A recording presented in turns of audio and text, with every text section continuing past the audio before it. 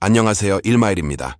먼저 2026년 첫 번째 프로젝트인 매일 QLD 1주씩 매수하기에 21차 매수, 두 번째 프로젝트인 매일 TQQQ 1주씩 매수하기에 11차 매수를 모두 완료한 주말입니다.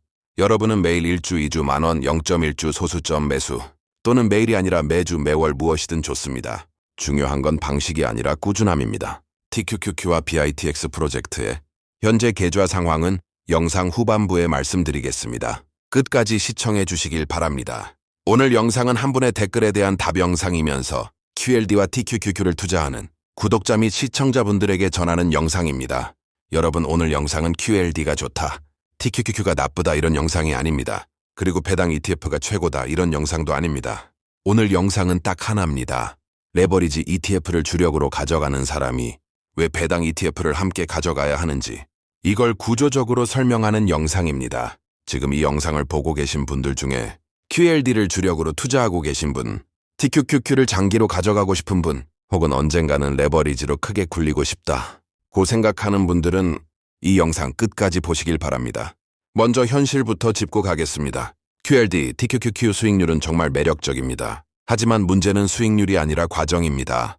레버리지 ETF는 하루에 마이너스 5%, 며칠 만에 마이너스 20%, 한 해에 마이너스 50% 이상, 이런 구간이 정상적으로 존재합니다. 이걸 숫자로는 이해하는데 실제로 계좌에서 보면 얘기가 달라집니다. 여기서 대부분의 투자자가 수익률이 아니라 멘탈에서 탈락합니다. 그래서 질문 하나 드리겠습니다. 레버리지 ETF 투자에서 가장 큰 적은 뭘까요? 시장, 금리, 연준안입니다. 현금 흐름이 없는 상태에서의 불안감입니다. 지금부터 왜 달러 현금만으로는 부족한지 설명드리겠습니다. 많은 분들이 이렇게 말합니다. 하락장 오면 현금 들고 버티면 됩니다. 달러 현금이 있으면 멘탈 안정됩니다. 맞는 말입니다. 하지만 현실 투자자에게는 한계가 있습니다. 첫 번째 문제, 현금은 아무 일도 하지 않습니다. 계좌가 마이너스 30%, 마이너스 40%인데 옆에 있는 달러는 아무 소식이 없습니다. 심리적으로 이렇게 됩니다. 이 돈 그냥 썩고 있는 거 아닌가? 차라리 이걸로 물타기 할까? 아니면 손절을 해야 하나? 두 번째 문제, 현금은 줄어듭니다. 생활비, 카드값, 고정비 조금씩 빠져나갑니다. 그러면 레버리지 계좌는 버텨야 할 시간이 줄어듭니다. 그래서 등장하는 게 JPQ, QQQI 같은 월배당 ETF입니다. 이걸 이렇게 이해하시면 됩니다. 배당 ETF는 수익률을 높이기 위한 자산이 아니라 레버리지를 끝까지 가져가기 위한 자산입니다. 이게 핵심입니다. 배당 ETF의 역할은 세 가지입니다. 첫 번째 역할은 매달 돈이 들어오는 구조를 만드는 역할입니다. 레버리지 ETF는 오를 땐 크게 오르지만 떨어질 땐 아무것도 안 줍니다. 하지만 월배당 ETF는 다릅니다. 시장 상황과 상관없이 매달 현금이 들어옵니다. 이게 뭐가 중요하냐면 계좌가 마이너스 30%여도 마이너스 50%여도 그래도 이번 달 배당은 들어오네. 이 한 줄이 멘탈을 살립니다. 투자는 숫자의 게임이 아니라 심리의 게임입니다. 두 번째 역할은 현금 흐름이 불규칙한 사람에게 중요한 역할을 합니다. 이 부분 정말 중요합니다. 프리랜서, 자영업자, 개인 사업자, 투자 수익이 월마다 들쭉날쭉한 분, 이런 분들에게 레버리지 ETF 단독 투자는 정말 위험합니다.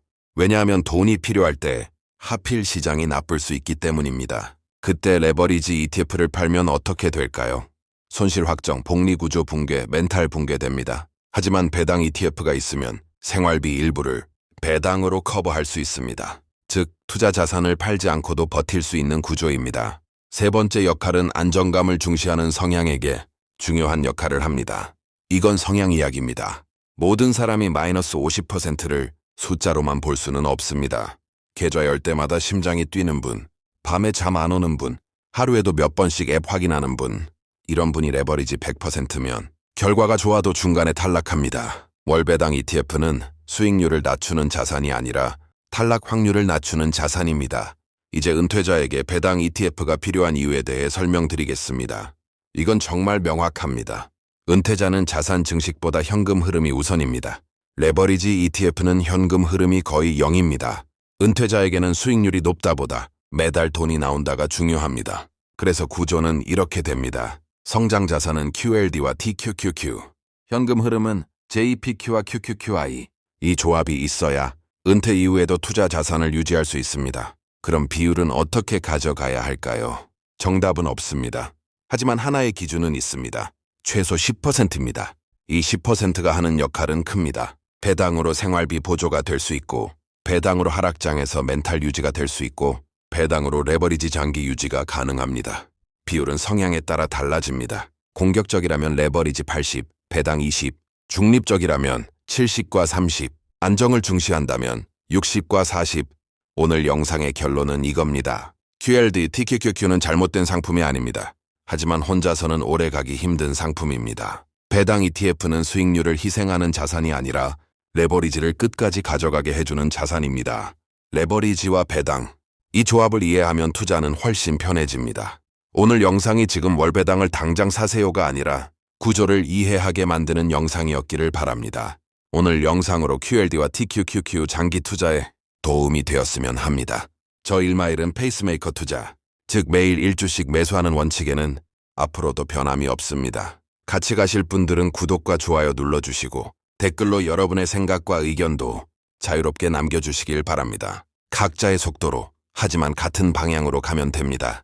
그리고 마지막으로 TQQQ와 BITX 계좌 상황입니다. 두 계좌 모두 장기 투자 계좌입니다. 참고로 TQQQ는 나스닥 3배 레버리지 ETF, BITX는 비트코인 2배 레버리지 ETF입니다. QL 대비의 변동성이 큰 종목이기 때문에 폭락장 대비와 멘탈 관리를 위해 매년 일부 분할 매도, 그리고 추세 파악을 통한 수량 조절을 병행하고 있습니다. 각자의 성향에 맞는 투자, 중간에 포기하지 않고 끝까지 이어가시길 바랍니다.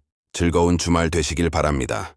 다음 영상에서 뵙겠습니다. 감사합니다. 지금까지 일마일이었습니다.